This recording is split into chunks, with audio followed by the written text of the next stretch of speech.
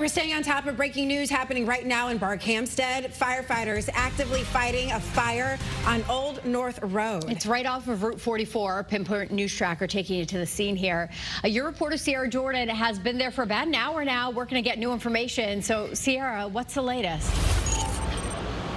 Caitlin, Tracy, there has been some progress over the last 30 minutes. It seems now crews now have the fire under control. If you take a look behind me, crews have been focusing much of their attention on the roof. And right now, they're actually cutting into parts of the roof to let the smoke and heat escape, which can help crews get a better handle on the fire burning inside. But earlier, flames were ripping through the building. But right now, white smoke is pouring out. This appears to be a construction and woodworking business here on Old North Road, which has a large amount of wood and other materials inside, and firefighters are facing that challenge. Fire officials have called for a second alarm, bringing in mutual aid from several surrounding departments, including Torrington, Winstead, East Heartland, with tankers on standby. So if you're heading through this area this morning, be aware there's no thorough traffic on Old North Road and Old New Hartford Road. Drivers are being asked to find alternate routes,